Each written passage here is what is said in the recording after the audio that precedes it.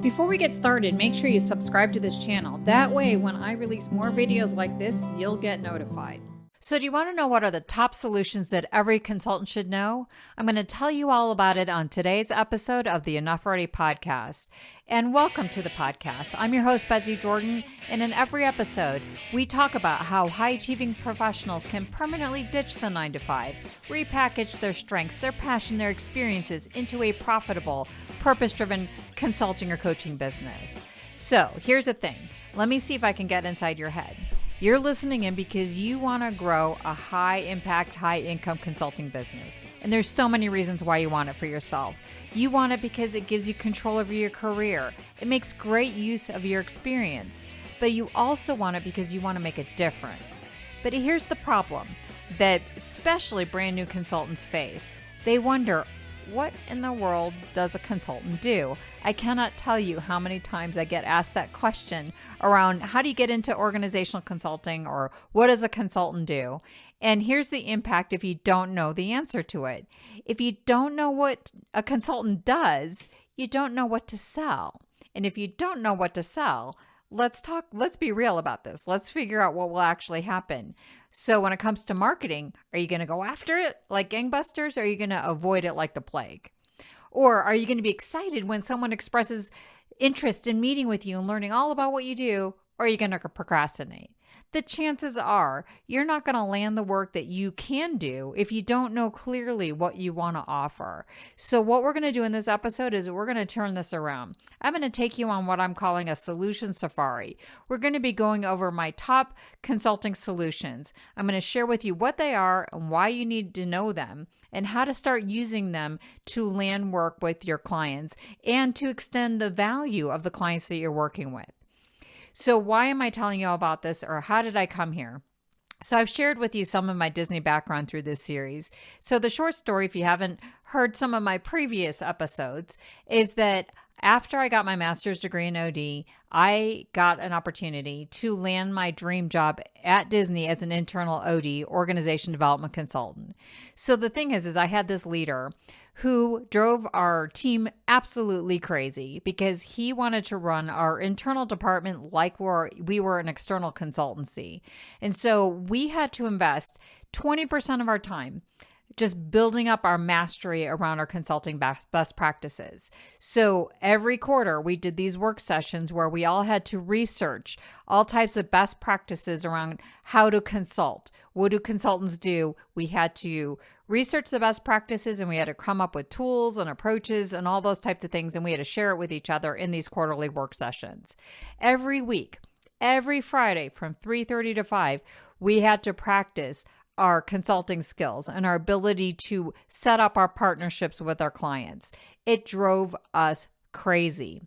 We also created this intranet site that we called the OD Workbench, that we were able to house all of these best practices and approaches, which was great. We enjoyed this because wherever we were on property, because Disney's a really large property, Walt Disney World has multiple locations and we were scattered everywhere. We can go to this intranet site, download whatever we needed. Whenever executive had a question, I always knew where I needed to go. This tool served as an inspiration for a program that I created that I called the Consultant's Toolbox, which I'll tell you more about later. But the thing is for me is marketing didn't scare me when I first started my business. I wasn't good at it right away. And there were so many things I've learned over the years around marketing, but I wasn't scared of it because I was confident in one thing. I knew exactly what I would do with a client once I got one because my leader forced this into this muscle memory.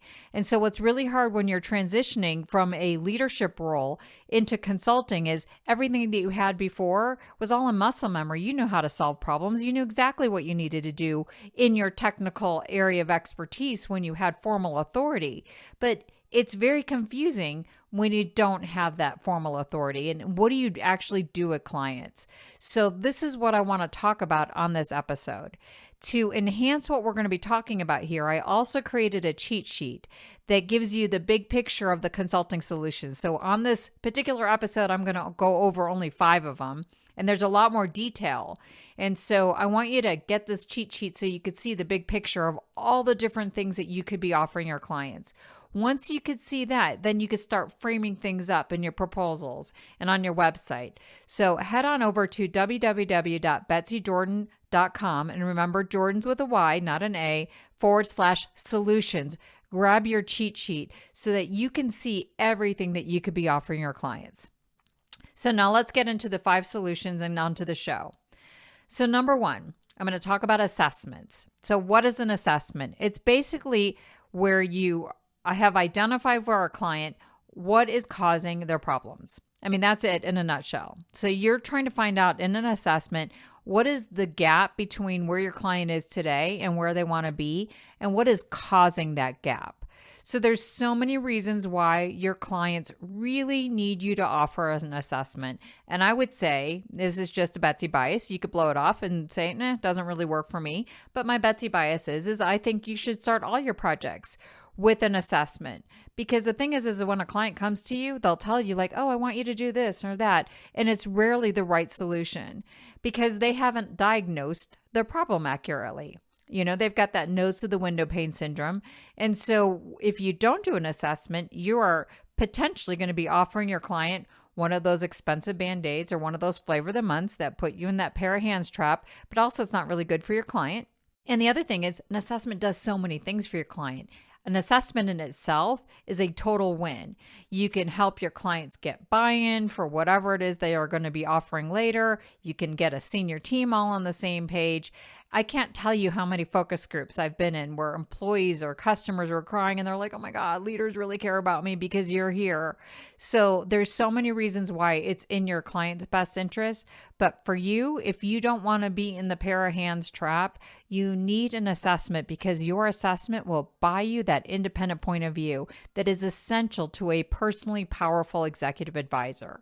So the thing is that when you're meeting with a client, I know when you are doing that initial contracting conversation, what I call partnership setup, you may feel like really confident, like you know how to solve the client's problems, but it's usually not until you get into it that you really can understand what the issues are. So when you are clear and you have this data, this is what gives you the ability to have that independent point of view where you can influence your clients because you're on a level playing field. You have seen the organization from a different vantage point and a broader vantage point than your clients have. Executives don't hear everything that the employees are thinking or feeling because of all of the dynamics that are involved. So there's so many things that you can offer and you could say that your clients would never hear without you giving voice to those employees or to those customers. So there's a lot of different types of assessments. There's targeted, where you're going after something very specific, like, oh, I wonder why, customer service has dropped off in this specific area. Or you could do something more of a business assessment or current state assessment, something more open-ended. You can do qualitative assessments or quantitative. Quantitative is when it's more close-ended. It could be a simple survey all the way through quantitative research where you're doing correlations. Qualitative is my area of expertise. I love qualitative research. That's why I love podcasting so much. I need to get more people back on my show. I've been doing a lot of solo episodes, but I love doing the interviews because I love qualitative research. I love probing into the hearts and minds of people. So there's a lot of different ways that you can go about your assessment. And that's where a lot of people get stuck, is not knowing what approach to take, not knowing what questions to ask. I go all into the Consultant's Toolbox. I'm going to tell you about the Consultant's Toolbox a lot more in detail next week.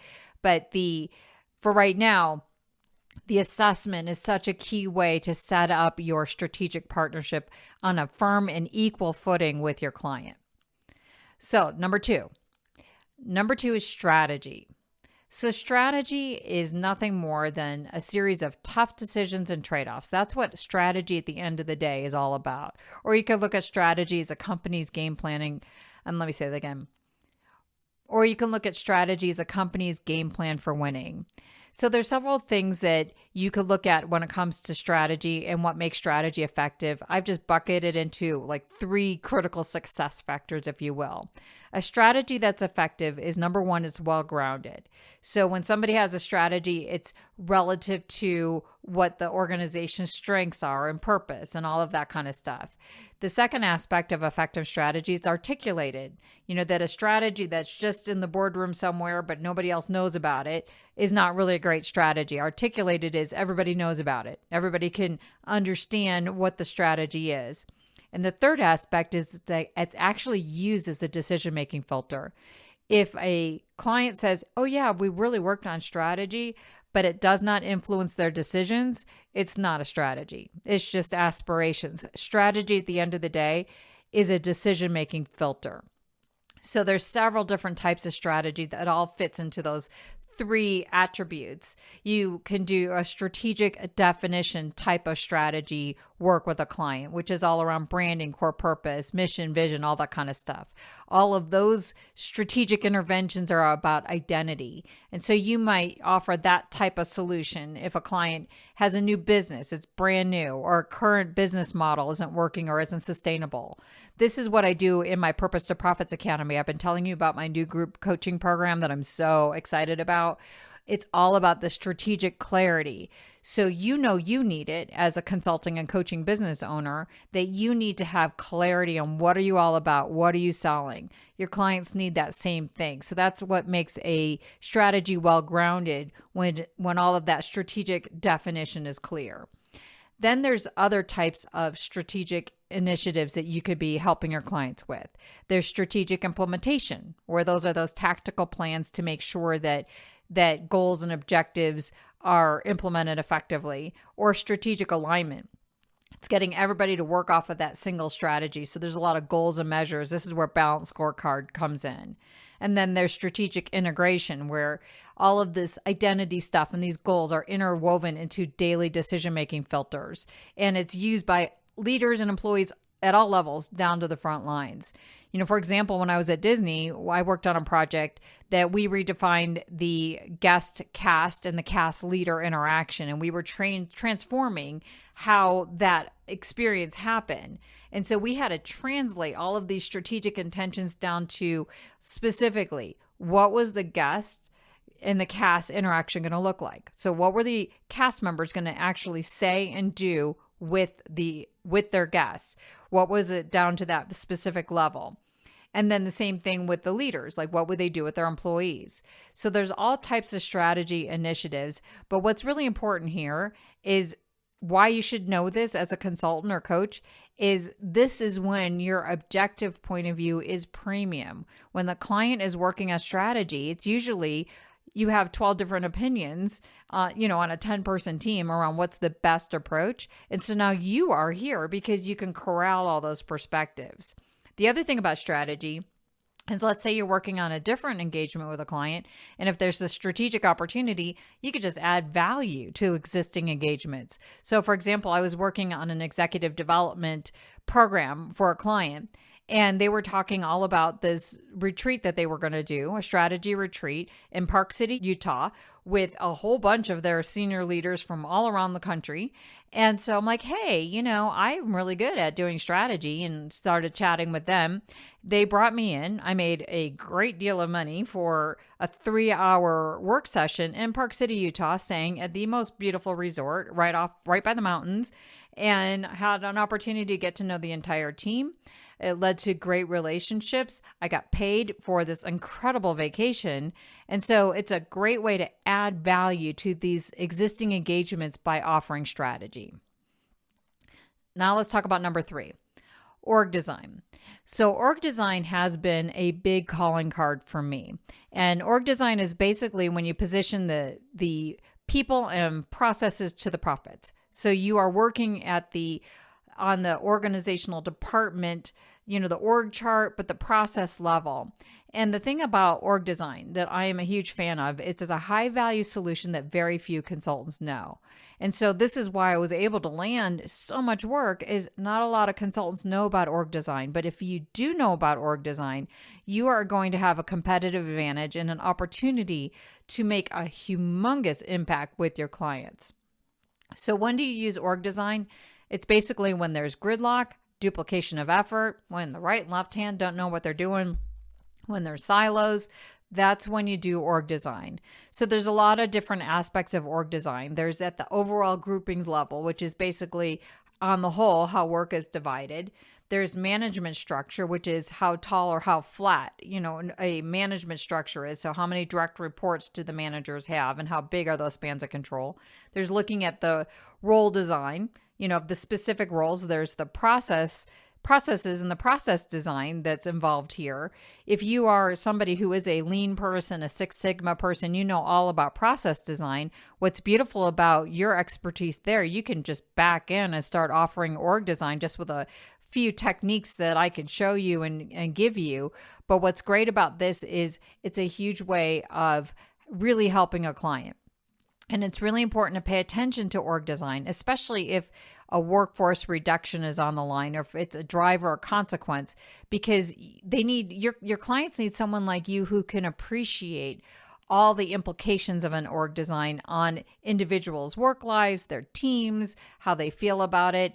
In fact, like my passion around making sure that we do org design in a really thoughtful way is what motivated me to create the Consultants Toolbox in the first place, because I was on this online forum and somebody's like, hey, I just landed an org design project. Anyone have anything? And I'm like, oh my gosh, like that's huge. I've got tons of stuff I could offer you. And that's why it's so important that you get equipped in these different types of solutions is you're going to get asked. And if you're going to get asked to do something that really makes an impact on an organization, it's really helpful for you and your integrity to have the skill sets and the tools to do this with excellence, especially when you're dealing with something that could affect somebody's career path, their work life, their satisfaction, and everything else that goes along with org design. So this is a really important skill set to have for you, is you don't know when you're going to be asked to advise on this, and this one is going to help you make a huge impact in the organization. All right, number 4, leadership development. So the thing about leadership development that I want to emphasize right from the get-go is it's not just about training. Training is the number one thing that you're going to be asked to deliver. If you're a consultant, you're a coach, at some point somebody's going to ask you like, hey, I've got a training program I'd love for you to design and deliver. But I'm going to give you my phrase that I want you to really embed in your heart and your mind. And it's this: training is often necessary, but rarely sufficient. Let me say that again and really let this phrase really sink in. Training is often necessary, rarely sufficient. And the reason why, it's part of one of 4 things that you need to truly transform behavior. And this is relevant for leadership development, for employee development, for any type of development experience, for you to actually create behavior changes. Skills enhancement is one, but you also want to look at skills enhancement from a training perspective and a coaching standpoint. So coaching is equally as important as training to transform behavior, but you also need clear performance expectations. In fact, that's the number one thing you need. You need to help a client clarify what does performance excellence even look like? So that comes across in competencies or day-to-day accountabilities. And then you need to train and coach people to those competencies. But that's not enough. You need to also create the supportive work environment, the processes, the policies, the decision-making authority, and all the things that somebody would need in order to be successful. And then ultimately, you have to be able to have these performance expectations aligned to measures, performance measurements, and rewards. People will behave according to what gets measured and gets rewarded. So you need all 4 of these pieces in order to create leadership change.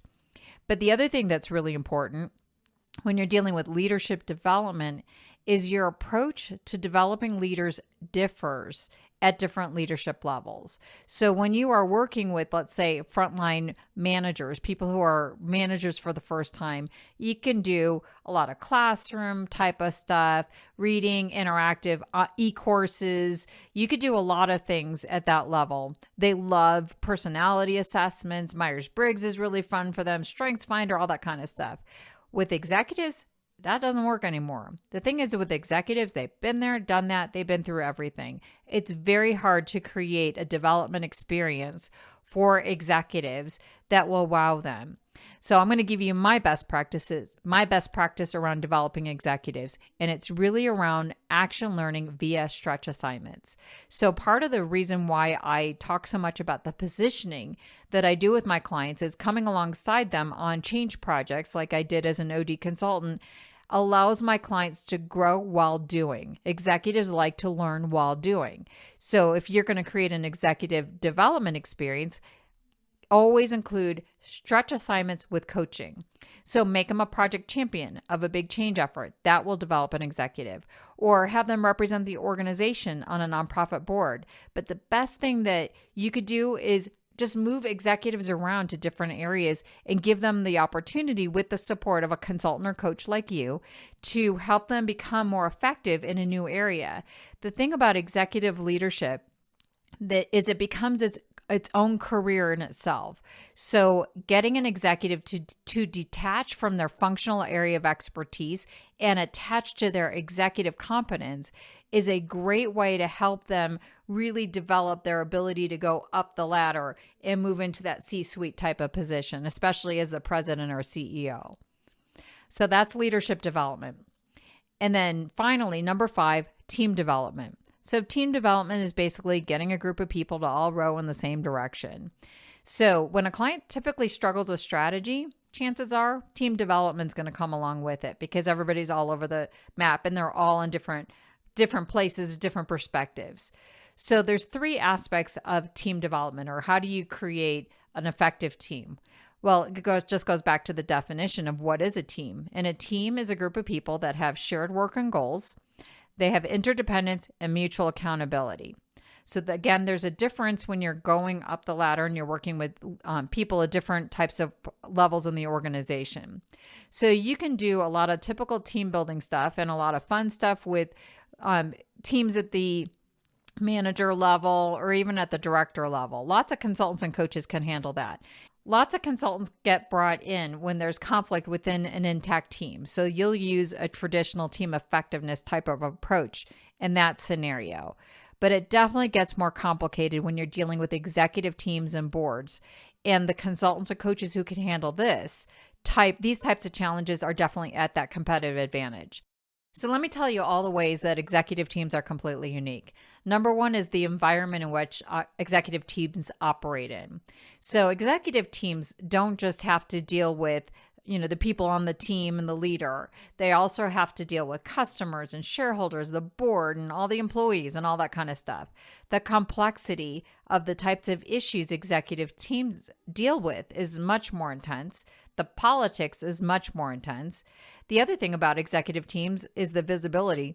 Everybody's watching them. And the people who are on the team, they definitely have that power achievement type of personality. So that makes teamwork a lot more challenging.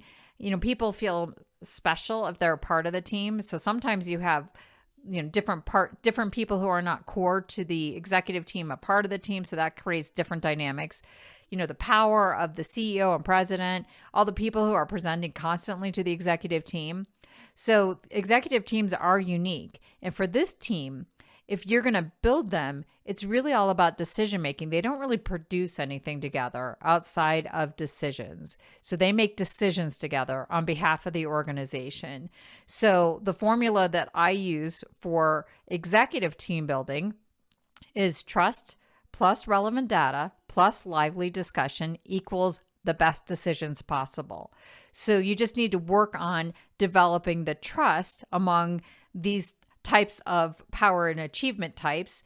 But the way that you help them do that is with that data. So that goes back full circle to what we talked about in the beginning of this episode, is the importance of the assessment, getting that data. This is going to be what helps you align this team and get them to make better decisions. One of my favorite clients would say all the time, he says, equally informed people seldom disagree. So if you can make sure there's constant data, that will help this executive team operate better. The other thing about doing executive team development is this is a great opportunity to get into an organization at a strategic level. So one of the things that we talked about in the last episode around the positioning traps, especially the pair of hands trap, is you don't want to have your entry point into an organization to be something that would position you. Like, don't do a lunch and learn and don't do something like that. You want to do something that's strategic. This is a good strategic in. The other thing is a team building opportunity happens when there's new players on the team. So when organizations are in transition, that's a great opportunity to bring in a consultant or coach like you. I have this new leader assimilation process I've been using for years. And one of my favorite experiences I had is when I was able to land a new client, a global client, using this one particular tool. But the thing is about getting in at the executive team dynamic issue is it gives you an opportunity to get to know all kinds of issues, which will give you this insight to get into some of the bigger, broader organizational issues. So let's recap. So we talked about the top 5 solutions. There's assessment, there's strategy, there's org design, there's leadership development, and there's team development. The key is about these solutions is to use the right solution for the right problems. So you don't want to be a hammer looking for a nail. You want to be able to have a lot of different tools in your toolbox so that you could use the right tool for the right situation. So let me give you some tips on this one. Number 1, assessment. Do it no matter what. I believe that your first order up for bids every time you start a new client should be to do an assessment, especially a stakeholder assessment. This will give you an opportunity to get to know the culture, get to know the people, get to know the situations and challenges, get your independent point of view, make a real difference, and have the opportunity to guarantee results to your clients. Without an assessment, it's hope for the best that you are going to deliver the right results. But with an assessment, you can guarantee that the solution you recommend will be the right one. So let me give you some additional insights on how to figure out the right one after that. So if there is confusion around direction, prioritization, you're dealing with a strategy issue. So in your assessment, if that is what you're uncovering, is everybody's not clear on where is the organization going or what are the priorities, or there's all these conflicting priorities, or they have an initiative list that's way too long and there's not enough time to implement everything, you're dealing with a strategy issue. So use one of the strategy interventions that are available to you. If your assessment comes back and you're hearing a lot about gridlock, duplication of effort, inefficiencies, you're dealing with an org design issue. So that is a chance to look at how is work set up? How are the processes flowing? How are the reporting relationships? What are those types of issues that you can resolve through your org design? That's what an org design can do. If you're dealing with performance issues, so people are not performing to standards, you're dealing with a development issue. A leadership development issue is what we talked about here, but it could also be an employee development issue. So if there's low performance, you're dealing with something in the developmental realm. And if there's low trust and the culture is toxic in some ways, it's definitely something with the teamwork at the top. And it usually has to do with the leader at the top. So this gets a little bit trickier for you as a consultant because the person you are trying to land work with is more than likely the root cause to the challenges. But that's a different issue we can get into at a different time. But just as a recap, this is how you know is if there's trust in the culture, it's going to be somewhere at the top. So your executive team development work can help you get started on solving that problem. So let's talk about next steps. What can you do right now? What's important right now, what's the most important thing right now is to expand your perspective on all the ways you can deliver exceptional value to your clients. The more clear you are around what a consultant does and how it creates value for the clients, the better you're going to be at framing your products and services and pricing them for your website and your proposals. It allows you to offer additional value to existing clients, especially in the areas that are sort of butting up against your existing expertise. So for example, as an organization development consultant, I knew a lot about assessment, as I mentioned. I'm a qualitative research girl. I love qualitative research. So I was working with a client and I did an extensive stakeholder assessment, employee and leadership assessment. And one of the things that came out from that assessment is, hey, we need to know more about customers. But I have never really done a market type of customer assessment before. I knew how to do the focus groups, but I didn't know how to get people into those focus groups that were in the customer realm. So I hired somebody to teach me a little bit about how do you how do you recruit people to be in customer focus groups? And I just created more value. That was actually an extra $100,000.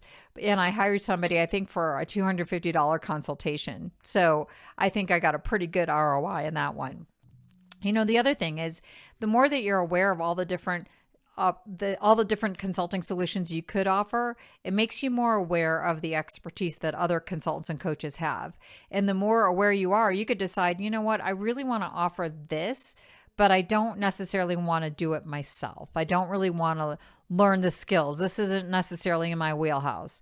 So for example, I was working with a client and I identified through my assessment that they really needed to do something with their labor processes. It was just ineffective and they didn't have efficient labor systems in there. But I'm not a process person to that level. I'm not a Six Sigma person. So I found somebody who was, and I asked them like, hey, do you want to partner with me? I landed the work. They came in, did great work. I was able to get passive revenue from the whole thing, and it was a win-win. The client loved it. So that's the next step, is just expand your mind. You can do this by, number one, just grabbing my cheat sheet. I created this for you so that you don't have to go look online, because one of the things that drive me crazy is when I have all of these tools and resources sitting on my computer and people are like, I'm spending all these hours online. I'm like, no, just call me up. I got something for you. So I created a cheat sheet that gives you a big picture of all these solutions. If you want additional information, I'm going to be telling you about the toolbox more next week around all the different types of solutions that I got available and how I'm making my computer available to you so you can be an amazing consultant. Just head on over to www.betsydordan.com/solutions and grab your cheat sheet.